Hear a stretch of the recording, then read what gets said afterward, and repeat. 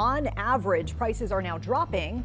So there's the good news. You saw the prices go down 7.7% compared to the same time. Used car market. Used car prices are down on average 3.6%. Have you ever wondered why the car market seems to be in turmoil this year? It's affecting both new and used cars. In 2023, the car market is going through a major shakeup. First, there's a problem with new cars. Let's take a look. Think about the changes in car prices over the past 3 years. First, they went way up, creating a huge bubble. Now, experts saying that we're about to see the biggest drop in car prices we've ever seen. Why? Well, there are a ton of cars available, but not as many people wanting to buy them. That means the high prices we've been seeing can't last. This isn't just about new cars, it's affecting used ones too. In fact, some cars have already lost their value this year. We've gathered data and listened to experts who are giving us a clear warning. A big problem in the car market is happening right now. It's like a big shift from what we've been used to, and it's something we should all pay attention to. Manufacturers are finding it tough to make as many as before because fewer people are buying new cars. As a result, they're slowing down production. The prices of used cars are dropping faster than a roller coaster, but guess what? They haven't hit rock bottom yet. Remember the fancy Tesla Model S? It's not as hot as it used to be. The starting price of the Model S has been reduced to $89,130 from its previous price of $96,630. Likewise, the Model X now starts at $99,130, down from its previous starting price of $111,630. Additionally, the high-performance Plaid version of both models now have a starting price of $109,130, whereas they previously began at $116,630 for the Model S and $121,630 for the Model X. So what's the big deal, you ask? Well, it's not just about the cars, it's about the economy. Big banks like JP Morgan and Morgan Stanley are waving red flags, saying this car crisis could mess up our economy and financial markets. But how does this affect you, the average person? Well, if you're planning to buy a car soon, you might want to wait and see if prices drop even more. And if you're selling, well, be prepared for a longer wait and possibly a lower price tag. The 2023 Ford Mustang Mach-E faced one of the most significant reductions this year, now standing at $42,503, dropped from $44,693.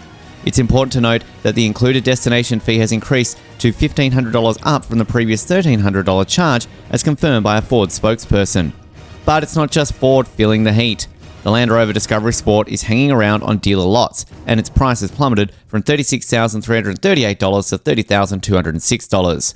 Cadillac's XT4 is taking 72 days to find a new owner, and it's now priced at $31,650, down from $33,419 earlier this year. Even the Range Rover, a symbol of luxury, is sitting for 68 days, and its price dropped from $79,333 to $75,600. Chevrolet Blazer, it's waiting for 65.9 days and costs $31,644. The Chrysler 300 is selling after an average of 64.7 days, and the price is around $25,021. In the current situation, where many buyers are finding it impossible to afford cars, a crash in the car market is inevitable. The real question is, when will it happen? And experts are sounding the alarm. We can already see that car prices are starting to drop significantly, but they're telling us that the upcoming collapse will be worse than anything we've ever seen before, including the auto market crisis of 2008. The good news is that supply chain problems are getting better, so there are more cars available. However, the bad news is that we're going from a situation where there weren't enough cars to one where there are too many. As a result, the prices of many vehicles are falling much faster than anyone expected. According to recent reports, global car production will be 6% higher than sales, meaning there will be an extra 5 million cars that need to be sold, and to do that, prices will have to be cut. It's like a flood of cars hitting the market, and it's causing prices to plunge. Oh, and there's one more thing. The United Auto Workers Union has gone on strike. The UAW strike has hit not one, but two, but three automakers: General Motors, Ford, and Stellantis, formerly Fiat Chrysler. It's the first time that such a strike has hit all three of them at the same time. Over 1,200 workers have walked off the job, demanding better pay and benefits. Right now, they're focusing on one assembly plant at each of these companies. Now, why does this matter so much? Well, these three automakers are responsible for a whopping 43% of all new cars sold in the US. That's a huge chunk of the market. So if this strike continues for a few more weeks, it could seriously mess up the supply of popular vehicles and send car and truck prices soaring. Now, it's still too early to predict how long this strike will last or how many car plants will be affected, but one thing is clear. Consumers are already getting jittery about how this will impact their ability to buy new or used cars, even get their existing car repaired. This labour strike could have serious consequences for the entire US economy. JP Morgan's analysts are sounding the alarm. They warn that if the United Auto Workers Union secures a significant wage increase, they're aiming for a 40% raise over 4 years, it could trigger inflation in various industries and consumers will feel the pinch. It looks like America's business and policy makers are about to face another inflation headache. To give you an idea of how this would impact the average person, imagine that higher car prices alone could add 2 percentage points to the monthly consumer price index. That index measures how much the prices of things are going up. In this case, it's because transportation costs, including cars, make up about 16% of CPI. If new car prices soar at a time when there aren't many cars on the market and there's a significant wage hike for workers, it could quickly reverse the recent decline in inflation numbers. And just when you thought that was enough, oil prices are on the rise again. They're looking at hitting $100 a barrel, and this is a problem because higher oil prices can drive up costs of pretty much everything. So right now, we're dealing with the possibility of more inflation, and that's not what anyone needs, especially with gasoline prices already surging across the United States. In a nutshell, it's a turbulent time, and consumers are caught in the middle of a complicated economic drama. The situation is getting pretty dicey, especially for the Federal Reserve policy makers and everyone involved in financial markets.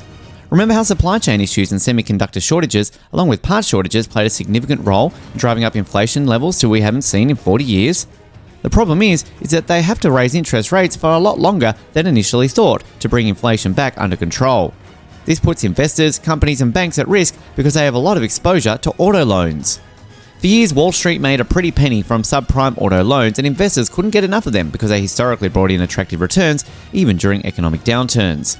In fact, since 2020, the total auto loan balance in the US has surged by 28%, reaching over $1.5 trillion, making it the fastest growing type of consumer debt. Lenders bundled these loans together and sold them as securities on Wall Street, often touting them as safe investments. They even sold bonds containing $76 billion in subprime loans in 2021 and 2022, believing that most borrowers would keep up with their payments. But now, the winning streak seems to be ending. Some prominently used auto lenders are facing either a wave of failed loans or increased regulatory scrutiny. The Consumer Financial Protection Bureau is suing several lenders over potentially predatory practices. The trouble started becoming evident when American Car Center, a lender for consumers with troubled credit histories, abruptly closed its 40 dealerships and filed for bankruptcy in late February. Fast forward to today, and loan delinquencies and defaults are skyrocketing. The number of subprime borrowers who are more than 60 days behind on their auto loan payments is the highest level since 2017. With pandemic aid programs ending and the Federal Reserve rates multiplying times, more and more Americans are struggling to make their loan payments. The worrying part is that a scenario of mass defaults doesn't seem all that distant anymore, and it could trigger a sudden meltdown in the US economy. Now we're witnessing the start of a historic car market crash, and you don't need a crystal ball to see it. The signs are all around us. What do you guys think? Let us know in the comment section. Thank you for watching and stay tuned for more videos.